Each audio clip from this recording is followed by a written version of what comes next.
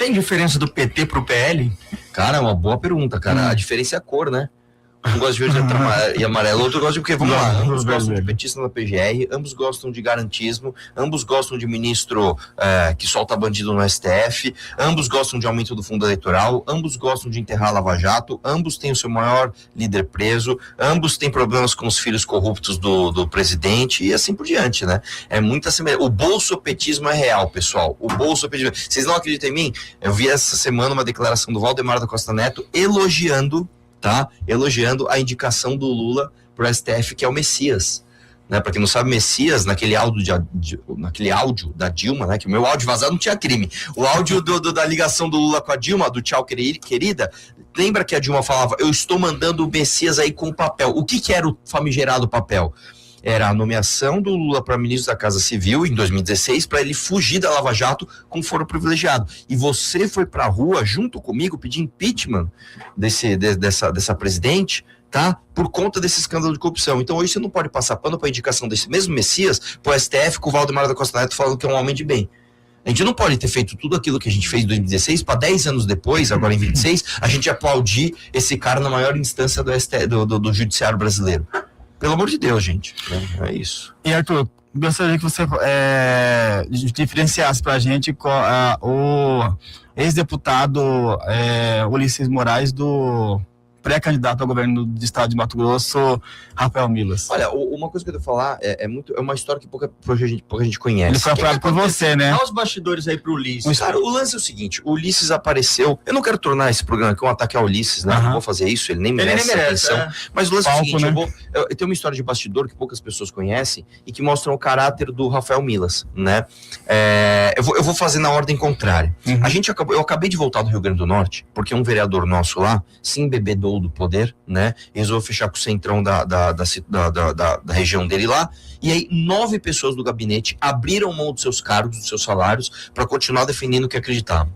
Quando você vai um pouquinho para trás, alguns meses para trás, em Curitiba aconteceu a mesma coisa. Um vereador de lá resolveu se meter, né, a prevaricar com políticos do centrão, não denunciar o que tinha que ser denunciado, né, fazer aqueles vídeos denunciando a hipocrisia da esquerda, mas não falando nada do que devia ser falado. Mesmo número, 9 pessoas do gabinete desse vereador abriram mão dos seus salários, dos seus cargos, sem ter como pagar aluguel para continuar defendendo o que acredita. E aí eu vou te falar que anos atrás, o primeiro cara que fez isso foi o Rafael Milas e o homem que está aqui, o Giorgio. Tá? Ambos estavam no gabinete do Ulisses, eles falaram, Ulisses, você não representa mais o que a gente acredita, você está traindo seus princípios, você está se envolvendo com gente aqui do centrão, você está sendo um político fisiológico, e nós estamos aqui não é para ganhar dinheiro, para ganhar cargo, não. Nós estamos aqui para fazer o que tem que ser feito. E os caras abriram mão dos seus salários, dos seus cargos, isso em 2020, cara. Né? Então hoje eu tenho muita alegria de vir aqui em 2026 e falar, pô, que bom que eu posso hoje ter uma casa, que é o nosso partido, para abraçar o Rafael Milas, que não precisa ficar batendo na porta de nenhum político corrupto, nenhum cacique partidário para ter a legenda, não. Você acha que não ia ser bom ele sair pelo MDB? Cara, eu diria para você o seguinte, se seria bom ele sair pelo MDB, seria bom ele sair pelo PSD, pelo PSB, pelo PSD, pelo União, pelo Progressistas, porque não existe diferença entre os partidos. Eu desafio qualquer pessoa a vir aqui me dizer uma diferença programática de toda essa sopa de letrinhas que a gente tem no Brasil hoje, que são esses partidos fisiológicos. Eu vou te falar que os partidos de esquerda têm programa. Eu discordo, mas eles têm. O PCO tem programa, eu discordo.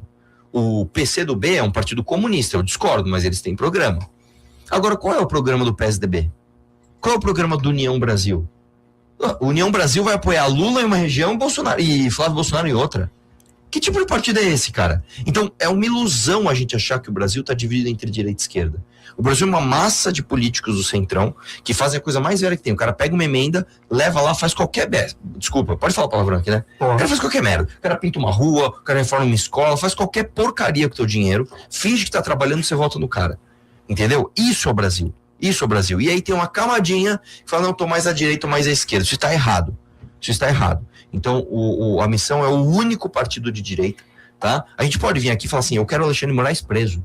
Eu quero o Dias Toffoli com impeachment e preso.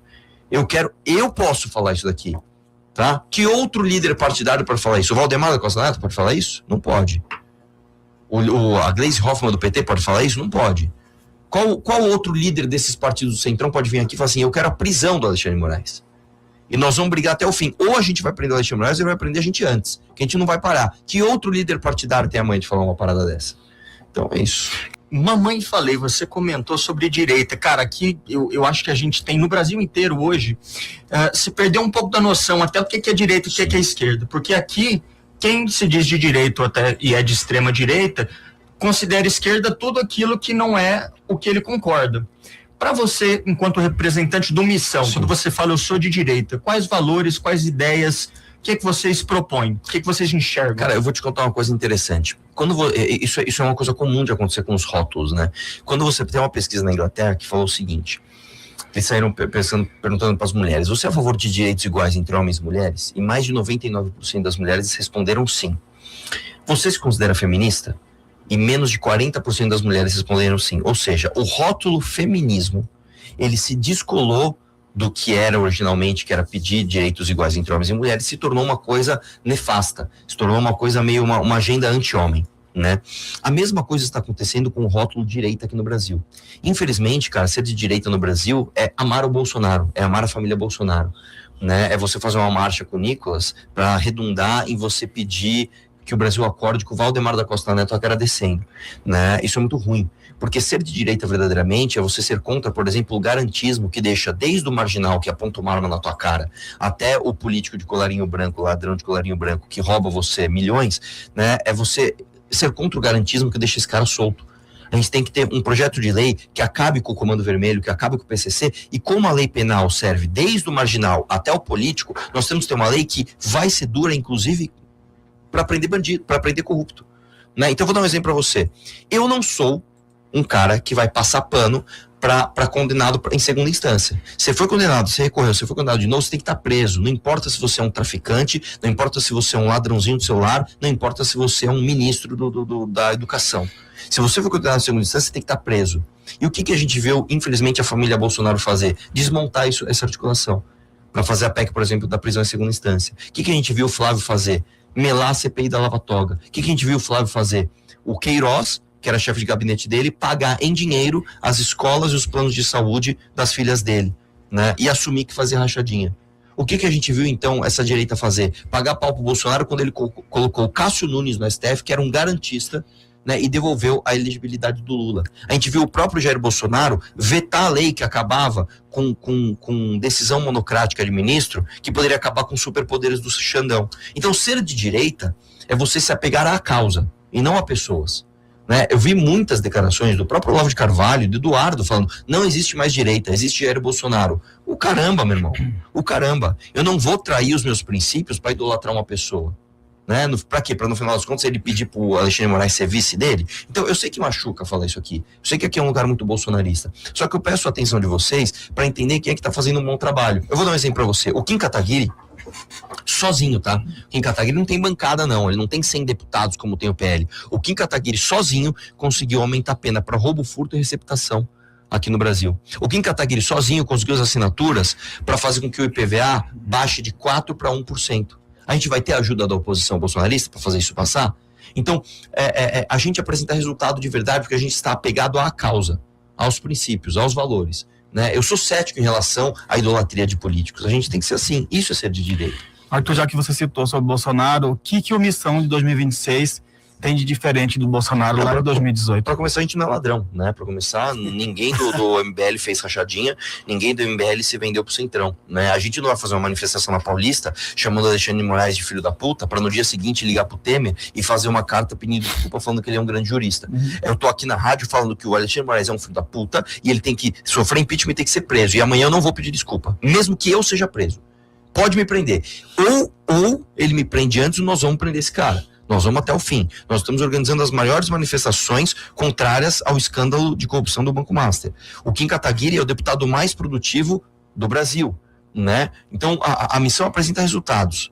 A gente vem aqui, a gente escreveu um livro de propostas do que a gente pensa para o Brasil. A gente vem aqui claramente, eu vou dar um exemplo para vocês. Esse ano nós vamos votar para presidente. A missão está falando que tem que acabar com o Bolsa Família como ele é hoje. Nós temos que acabar com o Bolsa Família. A proposta do Flávio é o contrário. A proposta do Flávio é falar em aumentar o Bolsa Família.